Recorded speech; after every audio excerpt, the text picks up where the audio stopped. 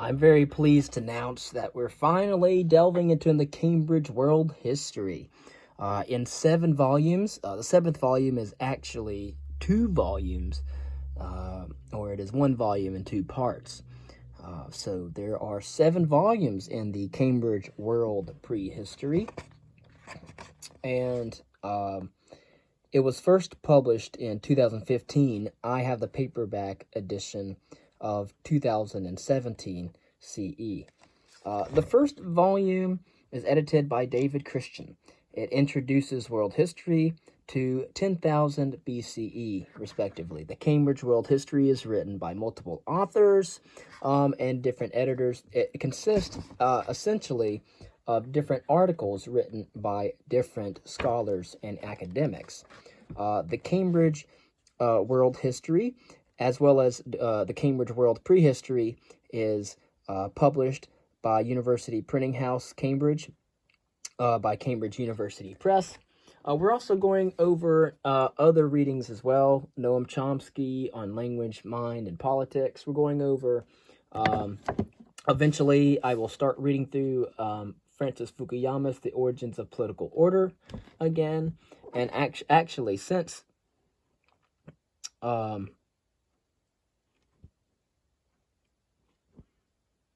so we will eventually completely read through Francis Fukuyama's The Origins of Political Order. Then we will keep working on the psychology and philosophy of Steven Pinker on the mind. Still going over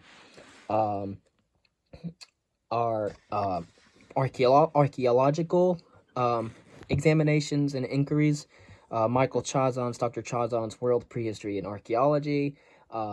Pathways Through Time, and then we're also going through Dr. Spielvogel's World History, and also the Cambridge World Prehistory, as well as Dr. Kenneth Cardong's Vertebrates, which is going through the evolution, function of and structure of vertebrates. From a paleontological and biological perspective. This, however, is the preface. This is the preface to the Cambridge World Prehistory. This is the preface in Volume 1. Part 1 introduces historiography, method, and themes. We talk about writing world history, the evolution of world histories, evolution, rupture, and periodization. From divergence to convergence, centrifugal and centripetal forces in history, belief, knowledge, and language, historiography of technology and innovation, fire and fuel in human history, family history and world history, from domestication to biopolitics, gendered world history, that's written by Mary E. Weissner Hanks, who wrote the preface, and who contributed to the editing. And also, what does anthropology contribute to world history? And migration in human history. Part 2 of Volume 1 covers the Paleolithic and the beginnings of human history. We talk about before the farmers, culture and climate from the emergence of Homo sapiens to about 10,000 years ago. Early humans, tools, language, and culture. Africa from 48,000 years ago to 9,500 BCE. Migration and innovation in Paleolithic Europe. Asian Paleolithic or Old Stone dispersals. And then we'll talk about the Pleistocene colonization and occupation of Australasia. And then the Pleistocene colonization and occupation of the Americas. And that will end Volume 1 of 7 of the Cambridge World History. There are lists of figures as well as maps, and then a list also of the contributors. We have David Christian, Luke Clossy, Robin Donnell, Christopher Ehret, Philippe Fernandez Armesto, Jack Goody, Johann Gudsblom, Daniel R. Hedrick, Peter Hiscock, John F. Hofecker, Marnie Hughes, Warrington, Michael Lang, Patrick Manning, Mary Jo Maines, David R. Northrup, Dominic Sachsenmeyer, Nicole M. Vogsbach, Ann Voltner, and Mary E. Weissner-Hanks. And they all teach at different universities. Concerning the preface written by Mary E. Weissner-Hanks, the Cambridge histories have long presented authoritative multi-volume overviews of historical topics, with chapters written by specialists. The first of these, the Cambridge Modern History, planned by Lord Acton, and appearing after his death from 1902 to 1912, had 14 volumes and served as the model for those that followed, which included the 7-volume Cambridge Medieval History, composed in 1911 to 1936, the 12-volume Cambridge Ancient History from 1924 to 1939, the 13-volume Cambridge History of China from 1978 to 2009, and more specialized multi-volume works on countries, religions, regions, events, themes, and genres. These works are designed, as the Cambridge History of China puts it, to be the, quote, largest and most comprehensive, end quote, history in the English language of their topic, and, as the Cambridge History of Political Thought asserts, to cover, quote, every major theme, end quote. The Cambridge World History both follows and breaks with the model set by its august predecessors. Presenting the largest and most comprehensive history of the world would take at least 300 volumes, and 100 years as would, covering every major theme. Instead, the series provides an overview of the dynamic field of world history in 7 volumes over 9 books. It covers all of human history, not simply that since the development of written records, in an expanded time frame that represents the newest thinking in world history. This broad time frame blurs the line between archaeology and history, and presents both as complementary approaches to the human past. The volume editors include archaeologists as well as historians, and have positions at universities in the United States, Britain, France, Australia, and Israel.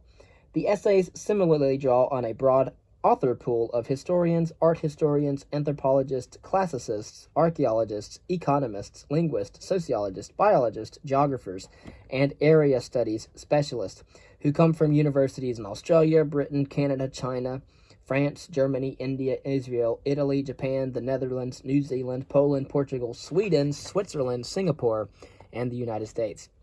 They include very senior scholars whose works have helped to form the field, and also mid-career and younger scholars whose research will continue to shape it in the future. Some of the authors are closely associated with the rise of world history as a distinct research and teaching field, while others described what they do primarily as global history, transnational history, international history, or comparative history. Several of the essays in Volume 1 trace the development of these overlapping, entangled, and at times competing fields. Many authors are simply specialists on their topic, who the editors thought could do best to explain this to a broader audience or reach beyond their comfort zones into territory that was new. Reflecting the increasing awareness that world history can be examined through many different approaches and at varying geographic and chronological scales, each volume offers several types of essays, including regional, topical, and comparative ones, along with case studies that provide depth to go with the breadth of vision that is the distinguishing characteristic of world history. Volume 1 introduces key frames of analysis that shape the making of world history across time periods, with essays on overarching approaches, methods, and themes. It then includes a group of essays on the Paleolithic, covering the 95% of human history up to 10,000 BCE. From that point on, each volume covers a shorter time period than its predecessor, with slightly overlapping chronologies, volume to volume, to reflect the complex periodization of a truly global history. Of course, it is 7 volumes in 9 books. The editors chose the overlapping chronologies and stayed away from traditional period titles, for example, classical or early modern, intentionally to challenge standard periodization to some degree. The overlapping chronologies also allow each volume to highlight geographic disjunctures and imbalances, and the ways in which various areas influenced one another. Each of the volumes centers on a key theme or cluster of themes that the editors view as central to the period covered in the volume, and also as essential to an understanding of world history as a whole. Volume 2, A World with Agriculture, 12,000 BCE to 500 CE, begins with the Neolithic, but continues into latter periods to explore the origins of agriculture and agricultural communities in various regions of the world, as well as to discuss issues associated with pastoralism and hunter-fisher-gatherer economies. It traces common developments in the more complex social structures and cultural forms that agriculture enabled, and then presents a series of regional overviews accompanied by detailed case studies from many different parts of the world. Volume 3, Early Cities and Comparative History from 4000 BCE to 1200 CE, focuses on early cities as motors of change in human society. Through case studies of cities and comparative chapters that address common issues, it traces the creation and transmission of administrative and information technologies, the performance of rituals, the distribution of power, and the relationship of cities with their hinterlands. It has a broad and flexible chronology to capture the development of cities in various regions of the world and the transformation of some cities into imperial capitals. Volume 4, A World with States, Empires, and Networks, from 1200 BCE to 900 CE, continues the analysis of processes associated with the creation of larger-scale political entities and networks of exchange, including those generally featured in accounts of the rise of classical civilizations, but within an expanded time frame that allows the inclusion of more areas of the world. It analyzes common social, economic, cultural, political, and technological developments, and includes chapters on slavery, religion, science, art, and gender. It then presents a series of regional overviews, each accompanied by a case study or two, examining one smaller geographic area or topic within that region in greater depth.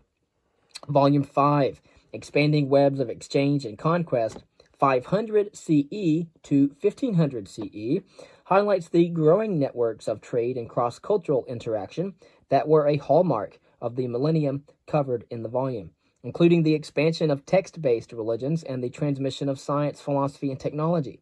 It explores social structures, cultural institutions, and significant themes such as the environment, warfare, education, the family, and courtly cultures on both a global and Eurasian scale, and continues the examination of state formation begun in Volume 4 with chapters on polities and empires in Asia, Africa, Europe, and the Americas. The first 5 volumes each appear in a single book, but the last 2 are double volumes covering the periods conventionally known as the early modern and modern, and organizations signaling the increasing complexity of an ever more globalized world in the last half millennium, as well as the expanding base of source materials and existing historical analyses for these more recent eras. Volume 6, The Construction of a Global World, 1400 to 1800 CE, traces the increasingly biological, commercial, and cultural exchanges of the period and explores regional and trans-regional political, cultural, and intellectual developments. The first book within this volume, called Foundations, focuses on global matrices that allowed this increasingly interdependent world to be created, including the environment, technology, and disease, crossroads and macro regions such as Caribbean, the Indian Ocean, and Southeast Asia, in which connections were especially intense, and large-scale political formations, particularly maritime and land-based empires such as Russia, the Islamic empires, and the Iberian empires that stretched from across continents and seas. The second book within this volume, Patterns of Change, again, we're still talking about Volume 6, examines global and regional migrations and encounters, and the economic, social, and cultural, as well as the institutional structures that both shaped and were shaped by these, including trade networks, law, commodity flows, production processes, and religious systems. Volume 7, Production, Destruction, and Connection, from 1750 to the present day, examines the uneven transition to a world with fossil fuels and an exploding human population that has grown ever more interactive through processes of globalization. The first book within this double volume, Volume 7, Structures, Spaces, and Boundary Making, discusses the material situations within which our crowded world has developed, including the environment, agriculture, technology, energy, and disease, the political movements that have shaped it, such as nationalism, imperialism, decolonization and communism, and some of its key regions. The second book of Volume 7, called Shared Transformations, explores topics that have been considered in earlier volumes, including the family, urbanization, migration, religion, and science, along with some that only emerge as global phenomena in this era, such as sports, music, and the automobile, as well as specific moments of transition, including the Cold War and the year 1989. Taken together, the volumes contain about 200 essays, which means the Cambridge World History is comprehensive, but certainly not exhaustive. Each volume editor has made difficult choices about what to include and what to leave out, a problem for all world histories since those of Herodotus and Sima Qian more than 2 millennia ago. Each volume is arranged in the way that the volume editor or editors decided is most appropriate for the period, so that organizational schema differ slightly from volume to volume. Given the overlapping chronologies of these 200 essays, certain topics are covered in different volumes because they are important for understanding the historical processes at the heart of each of these, and because we as editors decided that viewing key developments from multiple perspectives is particularly appropriate for world history. As with other Cambridge histories, the essays are relatively lightly footnoted and include a short list of further readings, the first step for readers who want to delve deeper into the field. In contrast to other Cambridge histories, all volumes are being published at the same time. For the leisurely pace of the print world that allowed publication over several decades does not fit with the 21st century digital demands. In other ways as well, the Cambridge World History reflects the time in which it has been conceptualized and produced, just as the Cambridge Modern History did. Lord Acton envisioned his work, and Cambridge University Press described it as a history of the world, although in only a handful of chapters, out of several hundred were the principal actors, individuals, groups, or polities outside of Europe and North America. This is not surprising, although the identical self-description of the new Cambridge Modern History, not written from 1957 to 1979, with a similar balance of topics might be a bit more so. The fact that in 1957 and even in 1979, when the last volume of the series appeared, Europe would be understood as the world, and of course as the source of all that was modern, highlights the power and longevity of the perspective we have since come to call Eurocentric. In other languages, there are perspectives on world history that are similarly centered on the regions in which they have been produced. The continued focus on Europe in the mid-20th century also highlights the youth of the fields of world and global history, in which the conferences, professional societies, journals, and other markers of an up-and-coming field have primarily emerged since the 1980s, and some only within the last decade. The Journal of World History, for example, was first published in 1990, the Journal of Global History in 2005, and New Global Studies in 2007. World and global history have developed in an era of intense self-reflection in all academic disciplines, when no term can be used unself-consciously, and every category must be complicated. Worries about inclusion and exclusion, about diversity and multivocality, are standard practice in subfields of history and related disciplines that have grown up in this atmosphere. Thus, we, as editors, sought topics that would give us a balance between the traditional focus in world history on large-scale political and economic processes carried out by governments and commercial elites, and newer concerns with cultural forms, representation, and meaning. We also sought to include topics that we have noticed to be important in different national historiographies. We also attempted to find authors who would provide geographic balance, along with a balance between older and younger voices. Although the author pool is decidedly broader geographically and more balanced in terms of gender than it was in either of the Cambridge Modern Histories, it is not as global as we had hoped. Contemporary world and global history is overwhelmingly Anglophone, and given the scholarly diaspora, disproportionately institutionally situated in the United States and the United Kingdom. Along with other disparities in our contemporary world, this disproportion is, of course, the result of the developments traced in this series. Though the authors might disagree about which volume holds the key to its origins, or whether one should spend much time searching for origins at all. My hopes for the series are not as sweeping as Lord Acton's were for his, but fit with those of many others, editors of the 2-volume Cambridge Economic History of India, for example. In the preface to their work, they comment, quote, "We only dare to hope that our collaborative effort will stimulate discussion and help create new knowledge, which may replace before many years the information and analysis offered in this volume.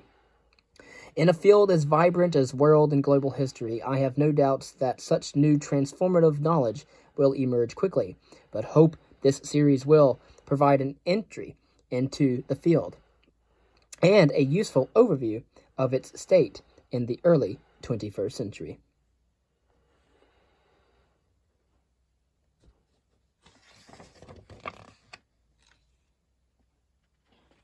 And then the introduction and overview will be next for Volume 1 of the Cambridge World History.